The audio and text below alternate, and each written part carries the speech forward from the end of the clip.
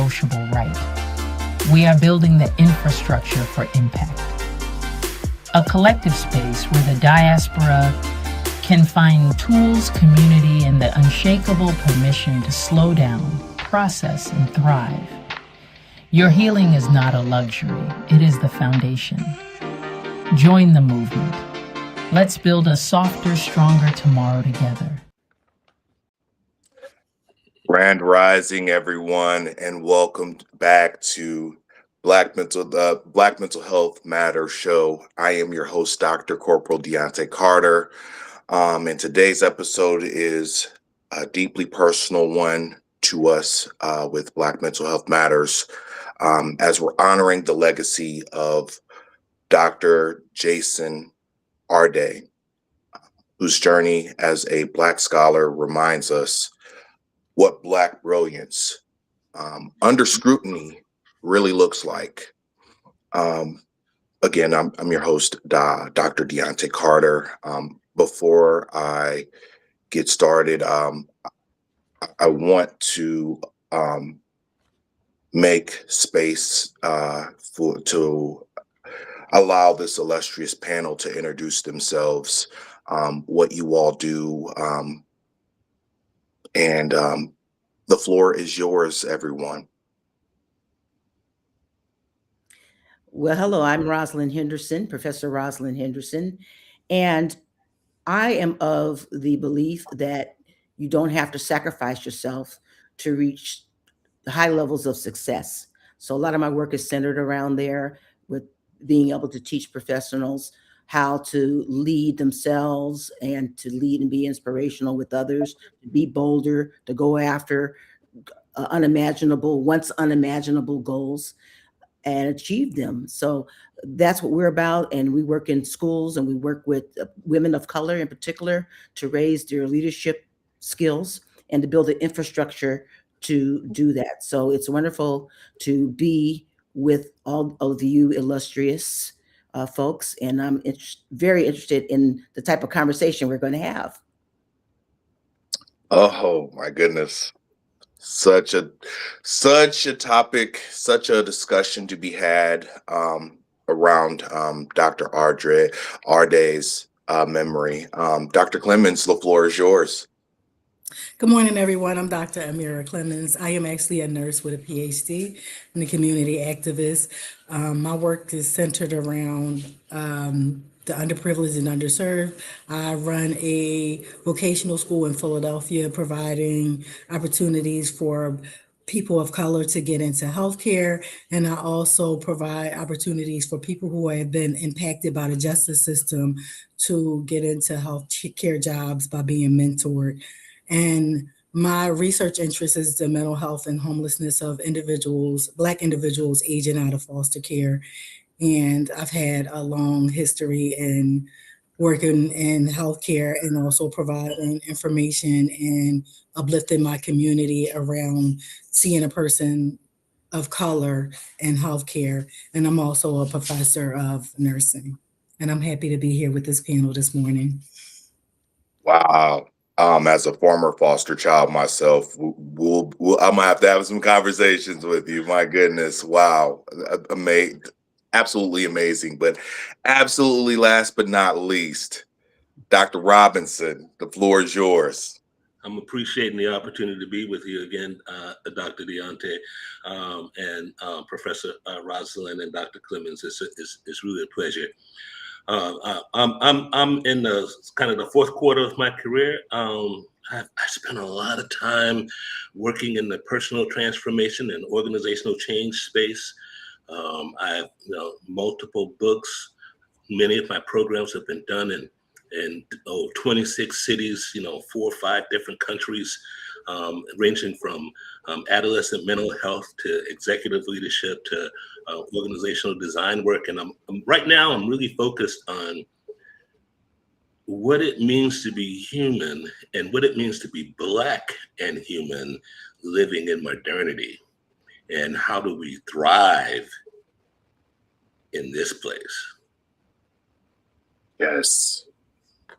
Yes. Whew.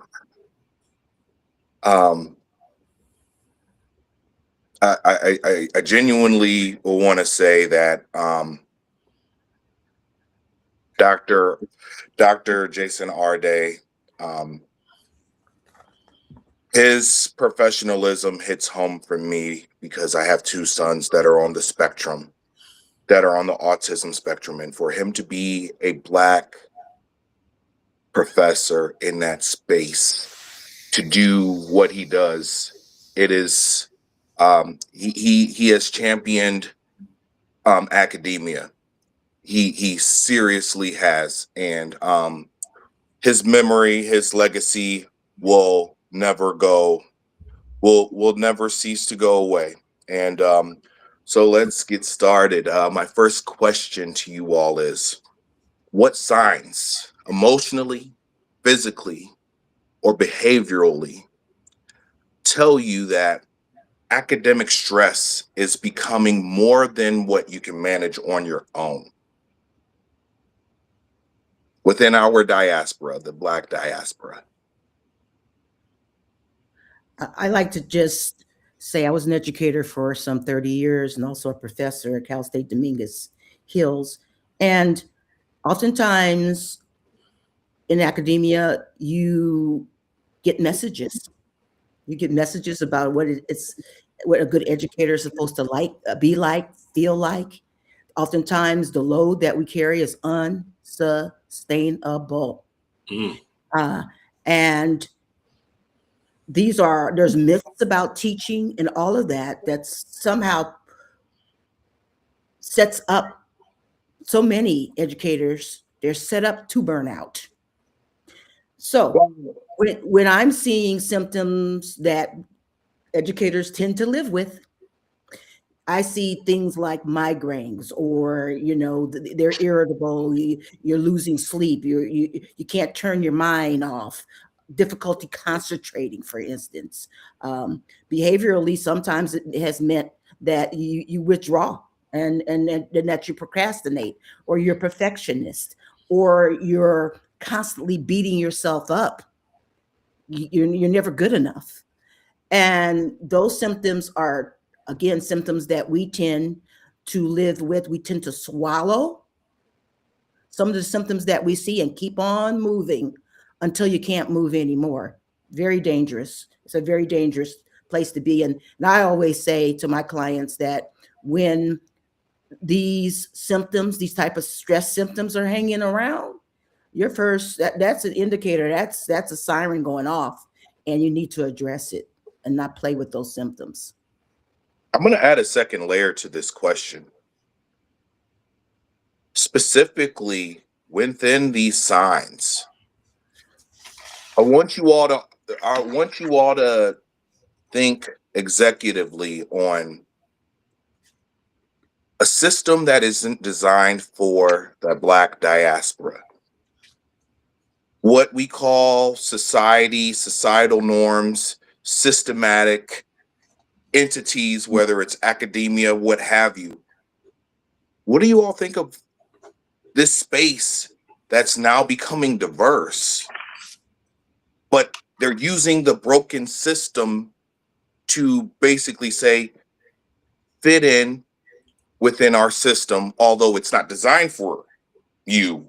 It's not designed for people of color within the Black diaspora. What are your thoughts around that? How does that add on to emotional, physical, behavioral, academic stress?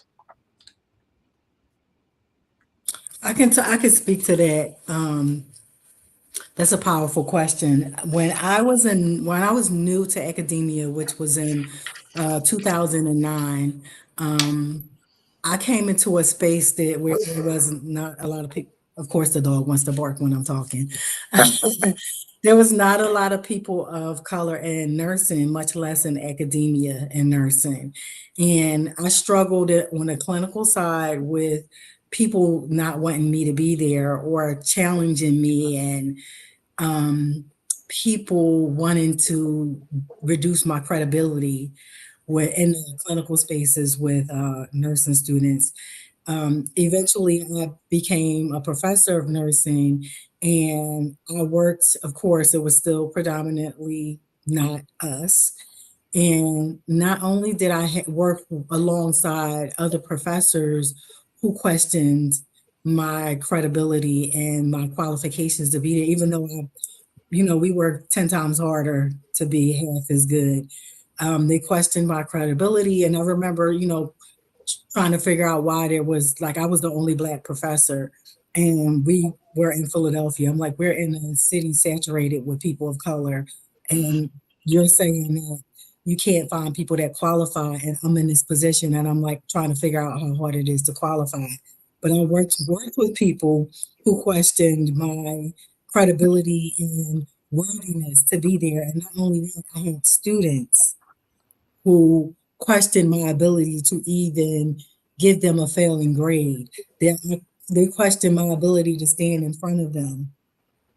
Over time, you're either going to allow those microaggressions, those things to slowly wear at you, because they can. And when it shows up, you wake up tired from 9 hours of sleep. You have an aversion to Monday coming, and you have to go to work. You start to have an aversion to that, and you don't want to go to work. Even though you love what you do, you start losing the joy that you have for education or whatever it is. And then trying to meet the standards that you'll never meet. Like I'll never fit the standards of that. So, over time, and I know it can wear people down, and I've seen it wear people down. Like, you're constantly being challenged. I was once asked, when those things started to affect me, I was once asked, instead of like, what's going on? Is there anything that we can help you with? How can we help you find a joy in it? I was asked honestly and seriously and verbatim, is there any drug and alcohol issues with your children that's causing you to withdraw? Oh and my. And I had to ask, like, why would you ask me that as a Black woman? No, that's not the case. But why would you ask that of me, of a Black woman? Because I'm withdrawn from working here. Mm-hmm, mm-hmm. Eventually, I just had to tap into my power and realize, I used to have to put on an invisible cloak every time it was time for me to walk into these classrooms and stand in front of people who didn't respect me. And I had to understand it was about me and not about them. And eventually I developed courage and power that I was untouchable, because unfortunately that's what you have to do to exist in these spaces. Mm-hmm. Wow. That's amazing. Can I jump in here? Do you mind? Absolutely. You got the floor is yours. So I'm really appreciating what the professors have put on the table here, and so I want to just endorse 100% of all of that and co-sign that and say that signal of underlying conditions that are always already present when we enter the system. Yes. Now, you framed it as not designed for us, but really the frame is it was designed to keep us out, all right? And then upon inclusion, designed to disqualify at earliest opportunity and exclude. Like, that's the underlying terrain. That's the game you get to play. That's what those two elements right there is two of the reasons why you have to run faster, farther, quicker, better, just to show up, at the front of the line with the best of them. You follow what I'm saying? You got the really best of them because of that. So underlying terrain. What is the underlying terrain here of the modern organization as it relates to the Black professional at the top of the field? So we're talking Jason, right? So watch this. One of the pillars of white supremacy is that the very worst of ours is more qualified and better than the very best of theirs. That's gate walking through the door. And when you walk through the door, you are co-signing that that's their truth and you're willing to dance with that. And that's why you're tired at night. That's why You're socially burned out, intellectually burned out, emotionally burned out, and that's why your body's broke. My goodness. And until now, when we get together with each other and we start counseling with each other, we start to, figuring each other out. We start mentoring and guarantoring, sponsoring. Okay, these networks of protection and buffering become the ways in which we make it through. And the truth is, if you get up there where Jason was, where Dr. Clemens is, she just told us what the condition is. She's N equals 1. That's the experimental data we're working with here at the very top. You by yourself, and you by yourself in a thing that's designed to disqualify you, to that sees you contextually, whether they have that frame as a foreground or a background. It's epigenetically installed because their parents and grandparents had that in them. Mm-hmm. Wow. Mm-hmm. Wow. Full stop. Wow. And as someone that service connected disabled from military service, getting ready to get into the academia space, it's so alarming. And again, Dr. Arday's philosophy, I spoke this into existence with my own children that are on the same spectrum as Jason's. And for the microaggressions and the bullying, the cyberbullying, to be thrown into that recipe of trying to derail and dismantle. And as you alluded to, Dr. Robinson, and Dr. Clemens as well, when these systems are already in play that is not built for us and deliberately is designed to exclude us from the subject matter of educating, that speaks to so much of the terrain, as you referred to, Dr. Robinson, the underpinnings of unsustainability, the attempt of unsustainability, the attempt of keeping us out. And it leads me to my next question. How does radicalized expectations, microaggressions, isolation, or the pressure to represent your community affect your stress level, and what helps you recover from those experiences? We got some deep ones.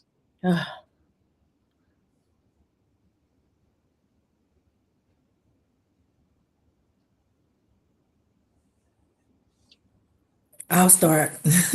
Radicalized expectations. It's a heavy burden to try to fit into something that you will never fit into.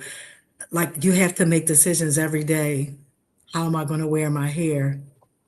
Mm-hmm. What am I going to wear?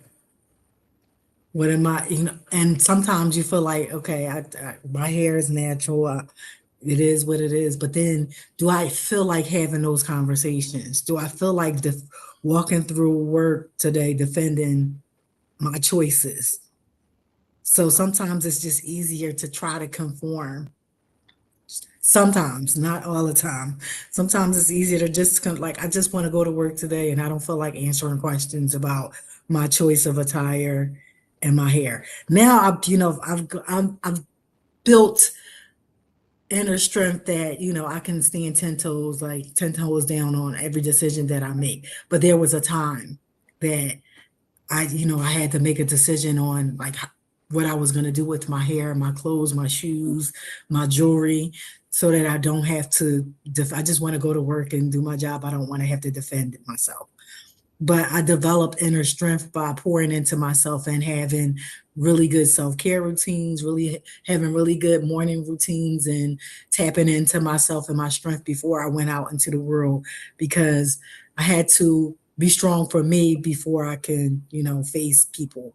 And that was, morning meditation, journaling, having, having intention for what I wanted to see for the day, as opposed to letting the day, letting the day take on a shape of its own. I had an intention for how the day was going to end for me.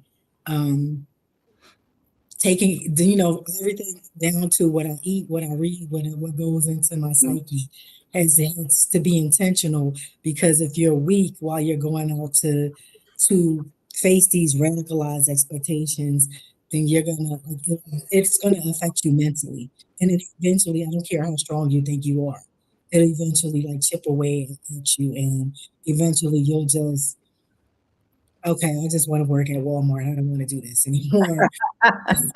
Like I can't, this isn't, but now I just feel like I could take on anything, and I'm respected for the way I am now.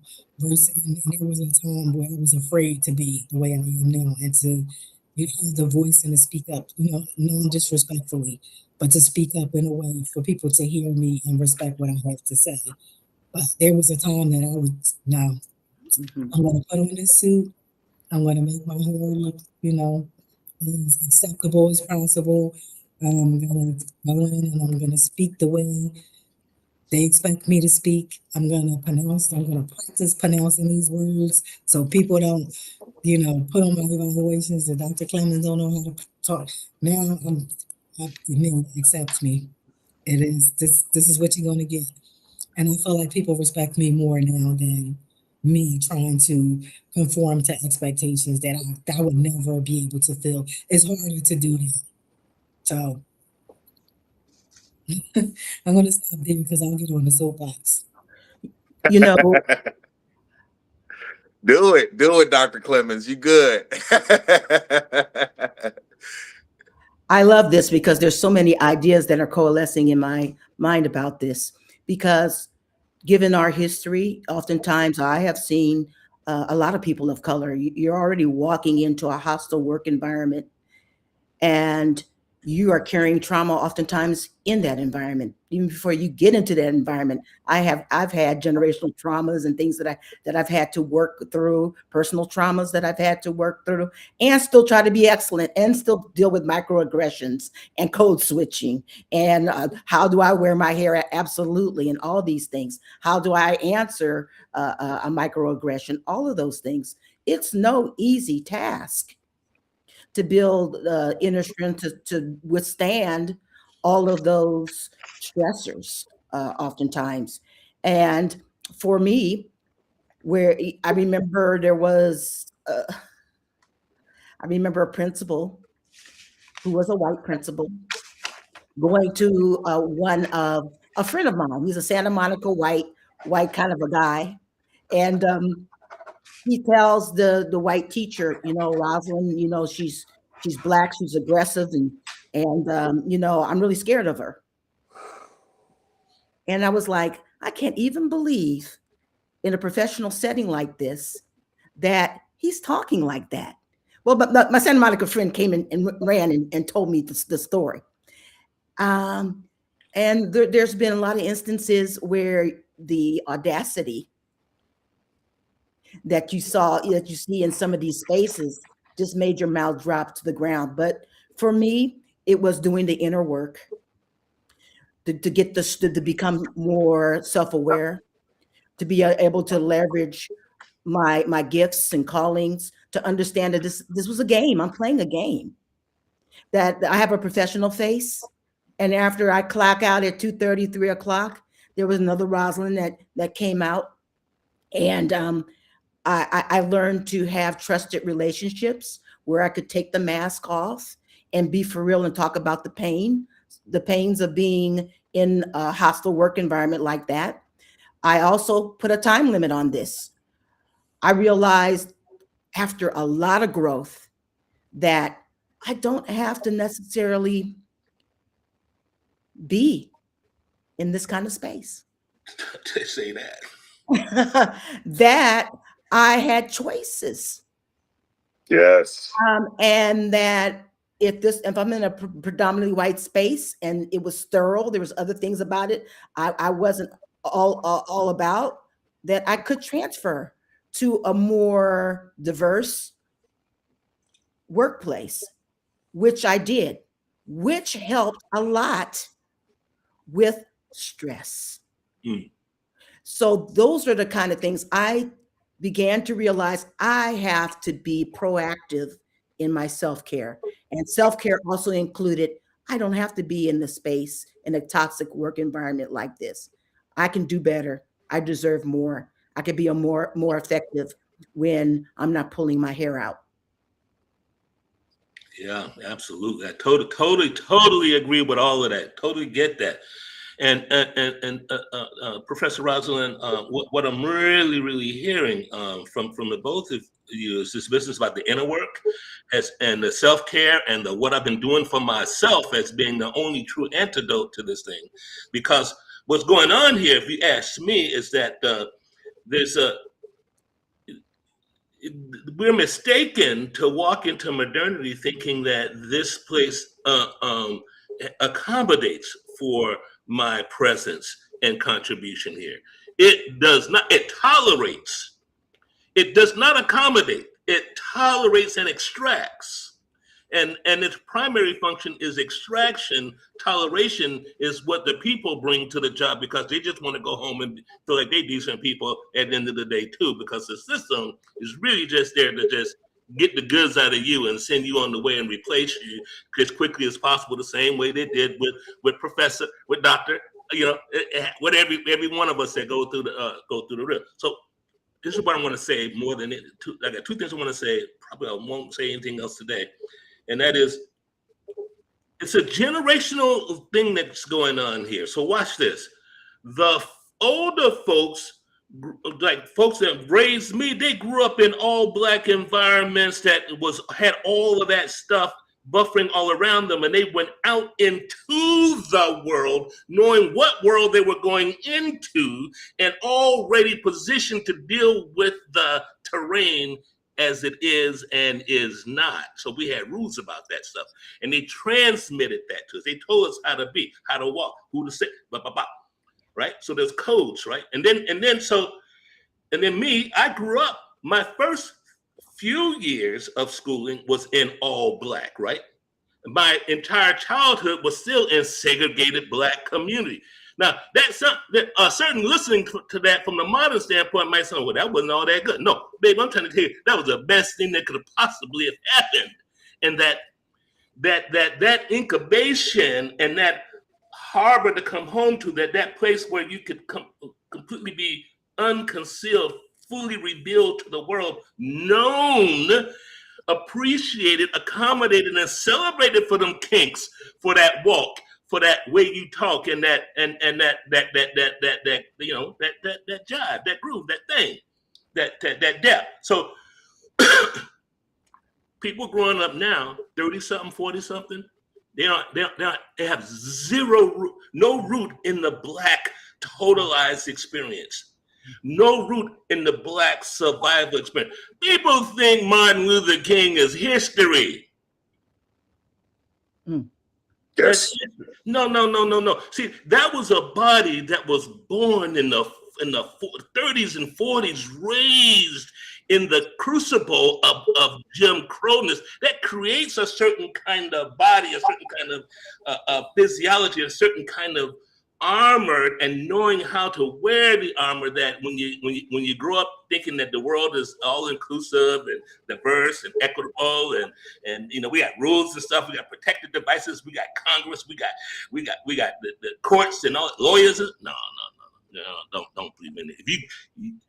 The old school way of recognizing that who you are is set apart from this world, and when you go into it, that you are an agent in a world that needs to respond in a particular way to that world in order to maintain your rooted identity and who you are, so you don't have to code switch and kind of dance to dance kind of thing. No, you go to work and you do the thing. I used to have my beard was locked, a locked beard down to here, right?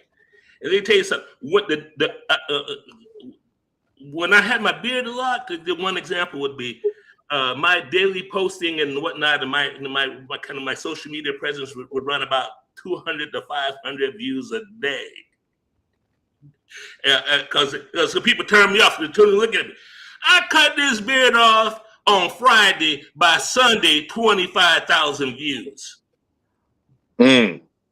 Not because I changed anything, but because the frame of reference that I was now projecting myself into had a reference point for me that they could actually hold. Because they could only hold the locked beard as danger, fear, weird, not even trying to fit in like regular Black folk. You know, so why am I saying all of this? It goes back to the thing about identity, narrative, your generative being, your self-care, your relationship with mentors, having the safe spaces. But the more important thing is to recognize that you were born in a place that is not Kansas. You are living and working in a place that is not Kansas, and it ain't even Oz, baby. Oz had a front, and Oz had a game that this ain't even Oz. Full stop. And you know, beautiful points. And even when there is legislation to put in the Crown Act,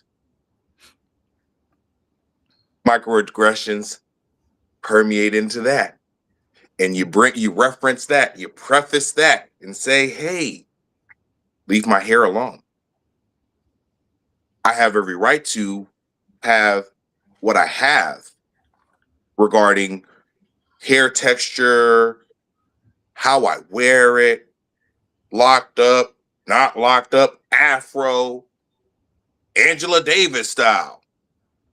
But, oh no, it's a safety hazard because this, and we're trying to cite this and refer to that. No. But oh no, we have the Crown Act, and this is microaggressive. Oh, you're being angry, and you are misrepresenting what I'm saying. The code, as you all have referred to, and the dance that you all have had to deal with regarding professionalism and what that looks like. So that's just wow. My next question for you all, though, what does meaningful self-care look like for you beyond simply taking a break, and how can you realistically incorporate that into your academic routine? Deep ones, y'all. Well, I work with I'll let you go. Go ahead, sis. Go ahead, sis. I work with, now that I'm retired from education, I was a teacher for 30 years. I've gone back to my teachers, and I work in schools to really talk about that topic, because so many teachers are leaving because they are absolutely burned out. So we have a shortage of teachers now because of the lack of self-care, and because they are oftentimes in a hostile working environment. That's oftentimes true. And so, you know, we have what perhaps is a many $1 million industry, self-care industry, where people are telling you light the candles, get your massages, all those good things. And that's great. But oftentimes that's temporary type of fixes to the deeply stressed people that are walking around.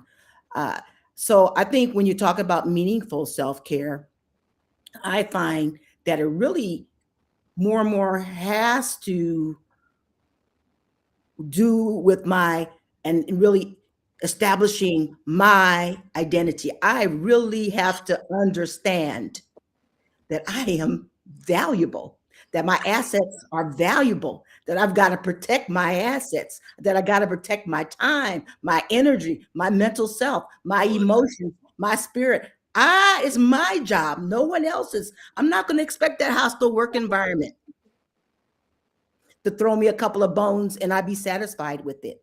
So I am a great believer in doing something every day It can be small, anywhere from 5 minutes to 30 minutes, where I'm attending to whatever, maybe my mental health today. Maybe I'm attending to my physical health today. I'm making sure I do my 30-minute walks. I'm making sure I do my meditations, my journaling.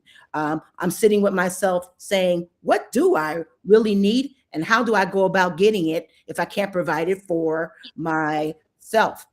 I learned, and it took me many years, most of those 30 years, it wasn't until I was in probably year 20, before I really began to understand, oh, I can do things like leave on time. Yeah. It's like always something to do as a teacher. I could stay there 2 hours extra every day to decide when to cut off looking at emails, or when to take phone calls, when to send somebody the voicemail, when to say no, when to have a conversation with a very difficult coworker so that we can squelch that, so that we continue to do the work, Yes. without all this stress. Those are the kind of things that I began to take more and more accountability for myself and how I walked in these spaces.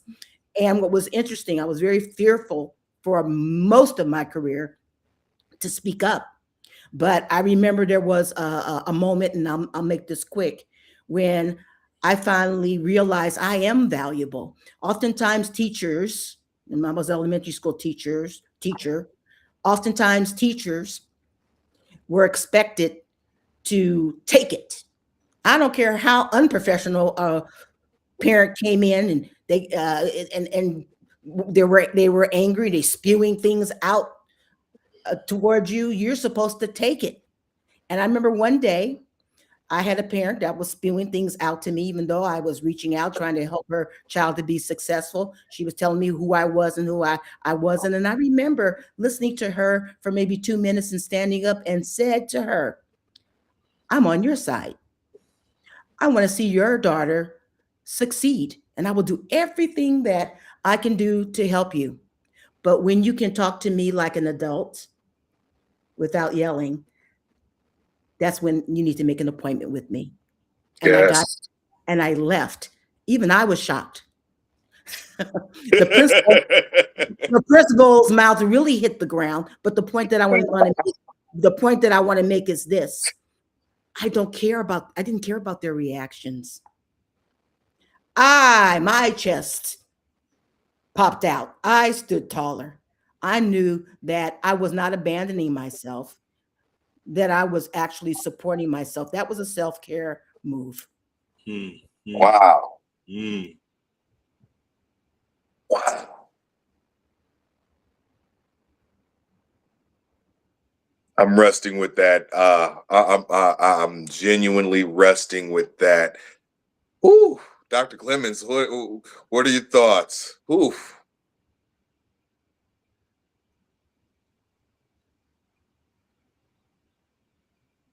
I don't think she can hear me. Dr. Robinson, Okay. I got it. I'll pick it up. I have some things about this. So I'm going to say a bunch of stuff. So grab your pens. If you're out there listening, grab your pens. There's some stuff going to come down right now. So first, I'm very, very clear about who I am. I lock in my identity as as who I create myself to be.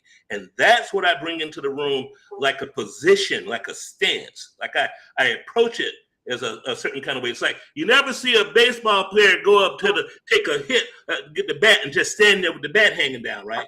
But he gets in a stand.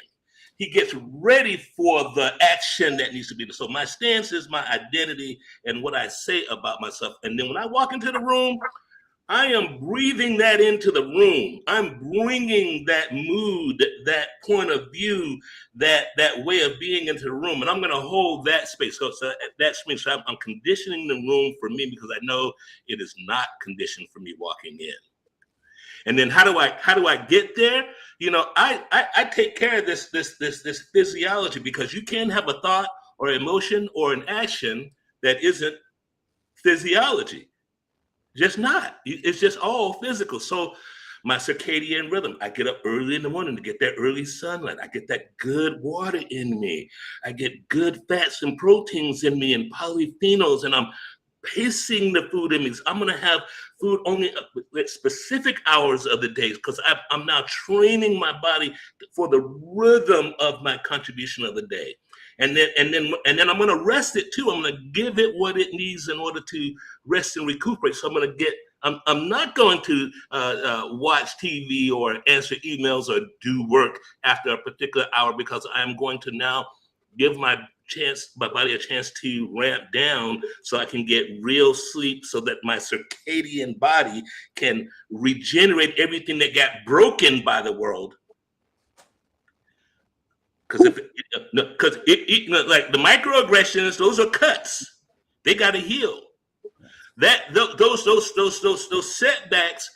setbacks are blows to the body. That's got to heal. Nothing's happening to you that isn't happening to the body. So I make sure to take really, really good care of that too. I call it hyper wellness. And in this position, in this business, I call about stance, I call it generative being.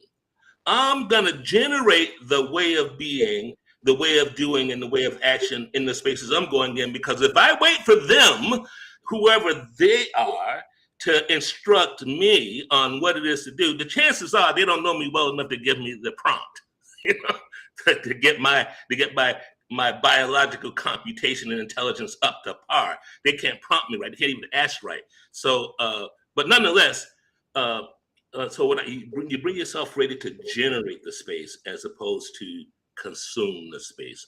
You must lead from whatever position you're in, even if it's the janitor, even if it's the environmental aid, even if it's the assistant, even if you're the volunteer with no standing in the matter, you still have to lead that space from where you're at. And if you do that, and there are other little ones in there that look like us in the space, they will get the message on how to be in that space. They don't learn what we tell them, they learn what we live. You wonder why our kids are doing what they do? Because they saw us do it and get away with it, and they working that stuff on us and on society. If we want better outcomes with our young people, we do the same thing with ourselves. Full stop. Woo! Hyper wellness. I'm taking mental note. I'm taking mental note. And a quote that I usually end shows with is with what James Baldwin says. I can't believe what you say because I see what you do, and what you opined on right there, Dr. Robinson. Children glean from what is being represented, what is being illustrated right in front of them. And you may say something to them, you may direct, you may educate, but when they see it, everything's recording, everything is being articulated, everything is being absorbed. And just, I go back to Emperor James Baldwin's wise words. I can't believe what you say because I see what you do. So that leads me to my next question. When you feel overwhelmed, exhausted, or hopeless, who are the people you can safely reach out to without feeling you have to appear strong or have everything together? Ooh. I vet these people because I think we need to understand what a trusted friend is and the qualities that that person needs to embody before I start sharing and being vulnerable with them about my aches and my pains, because I see as my friends as emotional containers. I have very few close friends because it takes a lot of time to build a quality relationship. So I want someone who is non-judgmental and who is listening and can offer some wise advice if I need wise advice. Sometimes I just want them to listen. a place where I can take my mask off and just be me with my weaknesses and with my strengths, all those things that I'm looking for before I even find that trusted friend. But once I build that relationship, I am a ride or die friend. I hope that I do that for my friends, that I'm available in that way and they're available for me in that way. And oftentimes I'm not going to the work site in general. It's happened here and there. I'm not going to the work site looking for friends or looking for people who are going to uh, do that for me, be there for me in that way. So there's, mentors. My therapist That part. has been very instrumental. I am someone who's a Christian. I take Christianity very seriously, and am always looking at how do I apply this to overcome this particular challenge in my life. So in that way, I've been able to be down or to struggle a little bit and yet be refreshed, maybe get another perspective on a situation that I was looking at that was a little skewed. My perspective may have been a little skewed, and I might have needed a reality check, those kinds of things. So that is a system that I built, and I really want to emphasize this. I think oftentimes we try to look around when we're in the midst of a challenge, when we're in the midst of overwhelm. When I'm feeling good, I'm still building my resources, whether it's a class, whether it's a book, whether it's a friendship. I'm building my resources so when I am in crisis mode, I have choices. I can choose A, B, C, D to deal with this crisis. And I think it's important. And I wonder if Professor Arday was able to, I don't know, build enough resources. I wish she was able to build enough resources that he could lean on in crisis instead of reaching for emptiness or reaching for isolation, which so many of us in academia, especially the higher you go, you have to really fight against isolation. And you really have to be proactive in creating your systems so that you can lead well. Can I add something to the conversation? Please. Always. So I want to apologize because I'm like I'm sitting here playing musical computers. I'm on my phone now with all my connection issues. I wanted to add to the last two questions that you said, one about what do we do? And then also like, resources. Similar to both of the guests here, I build on my personal strength with my self-care by like when we get ready to go to work every day, we we give so much. We don't realize we give so much of the day to other people and other things where you have to get up at a certain time, you have to make sure that you're ready to leave by a certain time, you have to prepare. But what I learned to do in the last probably 10 years is to give myself at least 30 minutes in the morning to just do for me before I go out into the world. If that's taking a walk, meditating, journaling, I don't know, I have a rebounder, I'll bounce on a rebound, set some intentions, some affirmations. I give to myself before I give to other people, and that helps me tap into my strength. And also, as it was mentioned, like, being mindful of what I eat. I noticed that sometimes if I'm just going through the day and not paying attention to what my needs are, and I'm just eating, drinking, and consuming things mentally that are not intentional, eventually I pay for it and I have to go back to the drawing board and remember to give to myself first. And then it makes me makes me show up better, not only for myself, but for the people that I'm, stepping up to show up for. And the other to your other question about, how do we create like, what do we do to create meaningful resources? One of the things that I try to tell people around me, students or mentees or whatever, find like a social source of individuals, of like-minded individuals who understand what you're doing and what you're trying to do. Because you might have friends, you might have family members, you might have people that support you, but nobody knows the ins and outs of what you're going through, like people that's going through it with you. Like somebody, if you're in nursing school, you need to talk to nursing students. Don't talk to your mom and your dad and your friends because they're not going to understand.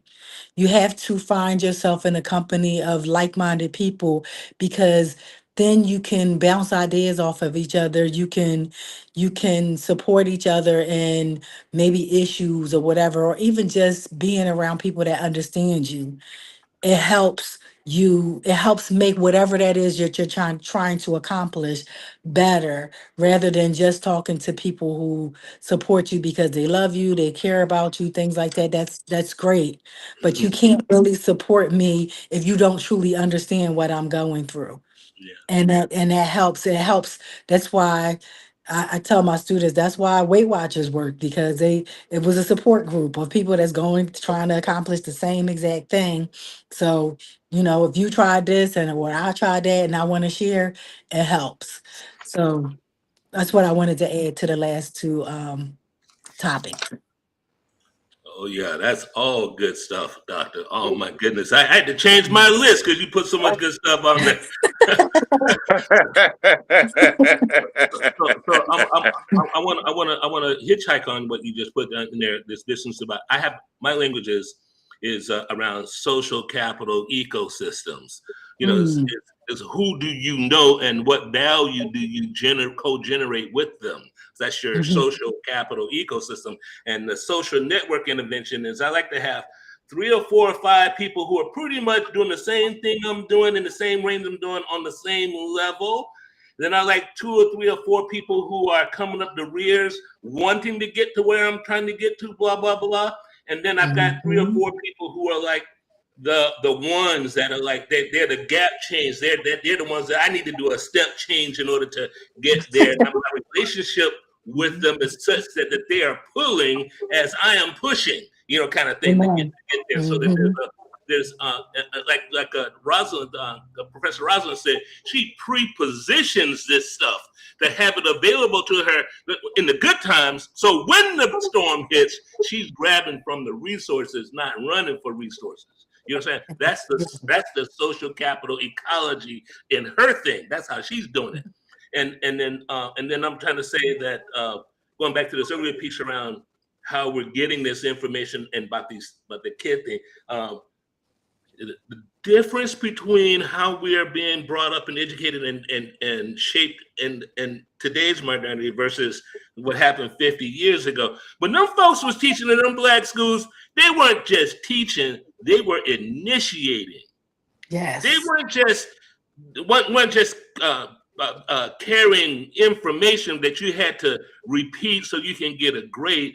They were transmitting what you needed from their soul to them that they got from their faith resource, from their spiritual stuff, from their people. They're trying to dump their bucket in you. Now I don't know about y'all, but I swear to God, once I got out of that kind of group and got into the modern world stuff, folks stopped pouring into me like that and start Yeah. extracting from me.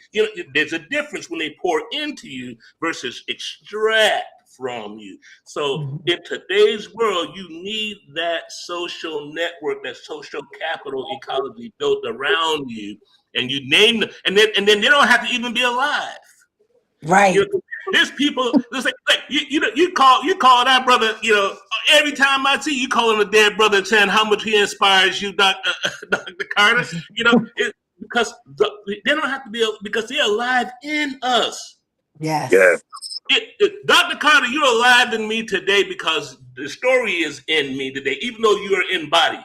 And if you weren't in body, your story is still inside of my body. Yes. So Mhm. you are alive in me. So now when I go call on Martin and I call on Malcolm and I call, hey Stokely, I need a little bit of that heat, I need some Rosa, I got to hold my ground here, even though at the bottom of my rope, you know what I'm saying? I'm calling on ancestors. Always. This is the return to our people. See, the ancestors got something. The last thing I want to say about ancestors is that this. Now, I'm spiritual, but also scientific. Okay, Same. Don't be upset with me on this science view, something to drop. Same. Okay, so the planet got created 4.5 billion years ago, and almost immediately started creating life. And life has been learning how to live all the way from a single cell all the way up to where we are right now, and it has beat everything that has thrown at it and kept the knowledge and passed it on, and we call that DNA. Now watch this. That DNA has every win of every challenge embedded in it as an access point. The question is, do you have access to it? Are you coherent enough in your own body to be accessing that kind of wisdom that's already inside of you? Your grandmother left some eggs in you. She made that egg. Your great-great-grandmother made an egg that gave to your grandmother, that gave to your mother, that became you. Oh my gosh. Okay, Genetics. so you got everything. You got everything for generations coming in. This is the latest information. Your DNA has this is the strong code. You're gonna need this all the time. Because we've been this all the way from the beginning. Your grandmama code, the epigenetics, this is what's been going down in the last 100 years of being around. You need this stuff. This is where you get your COVID. This is how come the Spanish flu with the herd immunity and why we got herd immunity today with COVID. Okay. We need another hour. Dr. Robinson. Yes, we do. You're getting me excited. I just need to make this point, Dr. Robinson, because you're getting me excited now. I'm about to get out my chair. Is that I have realized my own healing journey. And as I've done my own genealogy and my healing journey in part had to do with doing the work so that all of the blessings that may have been tied up genetically could be released. I'm gonna tell you, the more I know about my folks and the more that I live in alignment, there is a personality to our lineage. There's a person. We have doctors in our lineage. I have pastors in our lineage, and I want to live full out of how I was wired, how the Lord has wired my lineage. I want to live full out. And so that was the work that I continue to do and pass down as a baton to my kids. I want you to live full out. Don't be bound. Let it flow. Let the epigenetics flow. And let's live the best of our lineage. You get me excited. I have an initiatory process that I do. I don't like to call them workshops or stuff like that because it makes it too cheap. But it's called the Generative Being Lab. It's 8 sessions over 10 weeks. 8 sessions over 3 months per month. So a couple of sessions a month, and you get to do all of that piece of that work right there in the Generative Being Lab, so that you come out the other side of it like, okay, all right, I know what's going on now. It isn't like you learn something like I got some secret sauce that you ain't never heard of before. I'm just gonna your identity like that, doctor. We know your identity like that. Nobody can say anything to you At all. because I am rooted in who I am, and I own this world. And when I walk into a room, the whole atmosphere changes. That's how I'm beginning to see myself. Right. Those Same. topic that we're talking about is very, very, very important. But we can overcome, and we can make it. Yeah, it's just it's in the being. Phenomenal topic. Yeah. Right on. Yes. And Look, we are going to do a part 2 of this. We're going to stay on to do the exit and everything for this phenomenal hour. We're going to add, a classmate of mine, Dr. Tia Riggins Clayton. Off air, we'll talk about her, but she's going to be coming on part 2 with all. I want especially all of you all to come back for this. First Black woman to get her biomedical degree from Ohio State, Miss Indiana. A Black STEM program for young Black girls to love on science.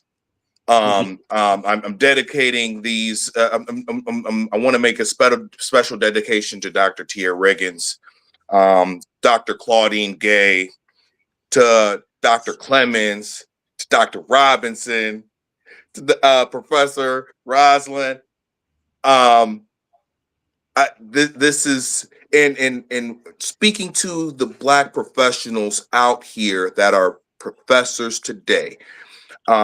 How can we follow you all on socials? But what is a piece of advice? What is a seed that can be planted so it can bloom into a tree 5 years, 10 years, 15, 20, 25, 30 years down the road? What is a vital piece of advice to Black professors coming into this space today? I would love to hear from all of you. A piece of advice, and how can we follow you all on social platforms, all of that. Because I wish we had more time. But there's going to be a part 2 though. We're going to do this.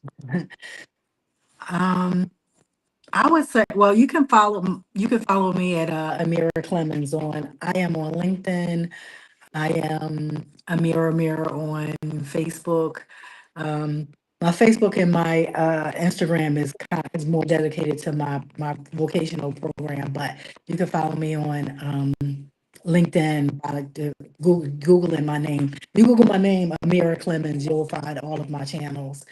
But one of some advice that I would give to Black professionals stepping up to academia or anything where there's not a lot of us, I would say you're not there by accident.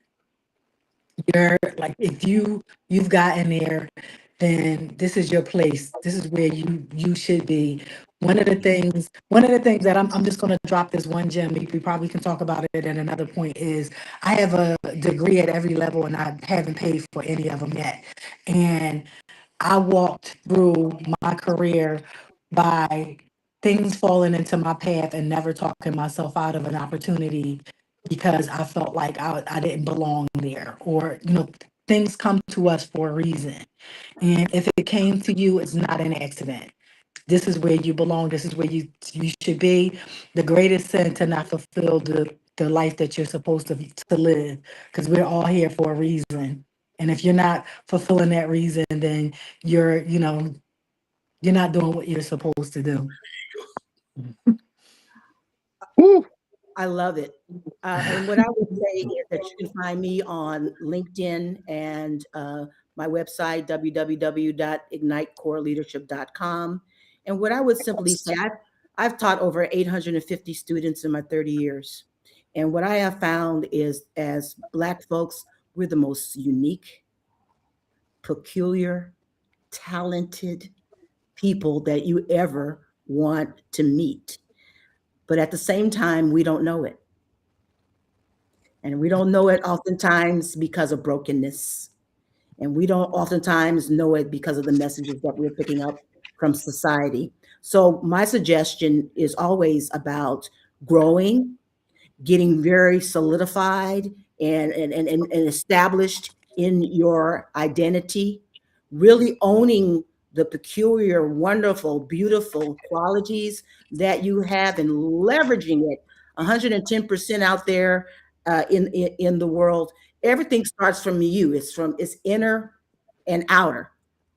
It's inner and outer. As I'm developing myself, I've overcome so many things in life, and I've garnered so much inner strength because I undertook the healing journey, and I made sure that I was doing things to protect my asset. And if you see yourself as an asset, as invaluable, then that if you're a pearl of great price, you're going to do whatever you can to make sure that you're taking care of yourself, you're understanding your needs, and you're going out there fulfilling your needs, getting them fulfilled so that you can show up each and every day and knock it out of the park. I love that. Oh my goodness. I need to put that one down. Look at myself as an asset.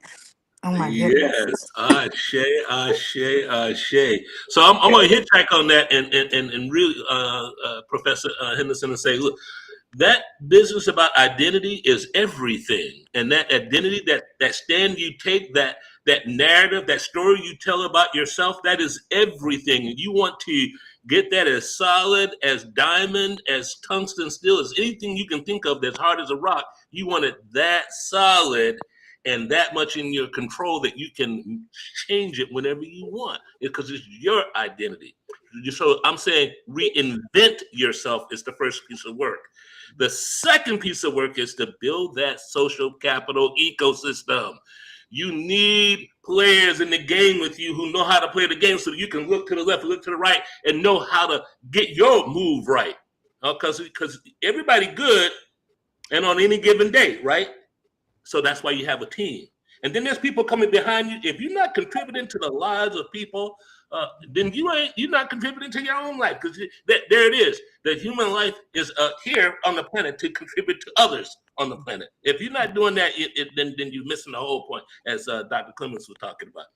And then of course, Cat's been running this game long before we got here, right? There's professors that taught us, right? And the professors that taught them. Get some of them on your team. Get some elder leadership, some initiatory leadership on your team, and allow them to shape you. They say, provide covering. Yes. Spiritual covering, intellectual covering. Man, you better get somebody to check your footnotes. You better make sure them citations is right. Don't be trusting Claude, because Claude will make it up on you in a minute. Just because Claude, just like us, he's just a mirror. He's trying to look good too, trying to look smart too. So don't be trusting that. And then finally,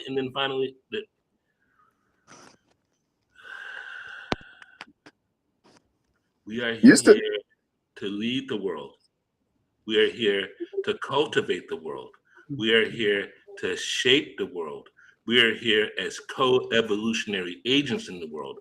We are here as co-creators in the world. Jesus, he called us his brothers and sisters. And if you got some Christianity in you, that's got to mean something bigger than little old me and little old you. Mm-hmm. You know what I'm saying? And if you got any of that kind of thing going on about you, and you're not breathing that in and looking in the mirror and seeing him in you, then you have missed the opportunity to see just how magnificent you truly are. There is nothing on this planet more valuable than the essence that your life deposits on every breath. Every person needs to know that and live. Yes. Amen. Yes. Well, Yes. the Empress Erica Badu says, those intellects who do not believe in God, but they fear us just the same. Woo. Baduism, I follow that too.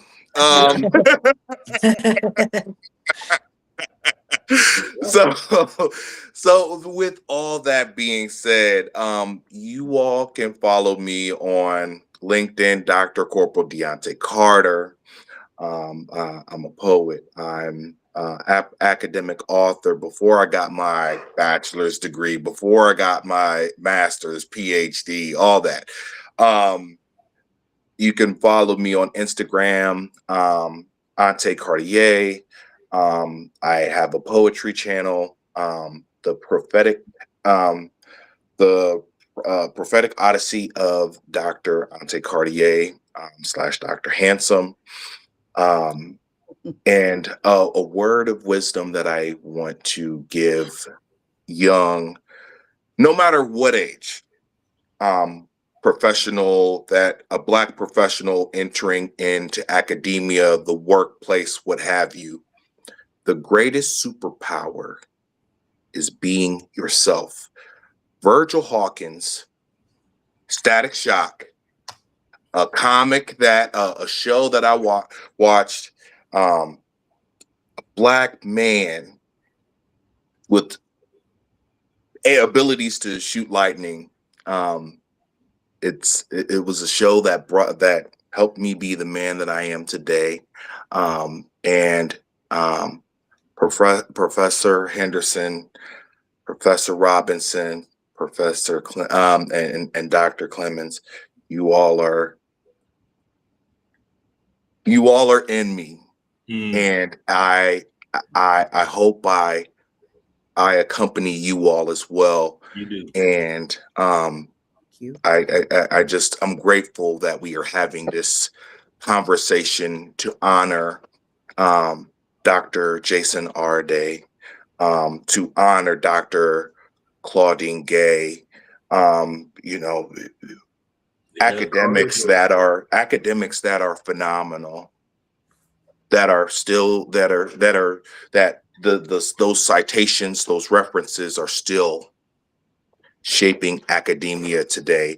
The Dr. Kimberly Williams Crenshaw's, the concepts of intersectionality that's within us in this conversation right now.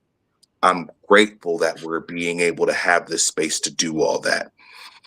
But with all that being said, you all have a phenomenal, wonderful rest of the day, and be blessed, stay strong, be resilient, and always be faithful to who you are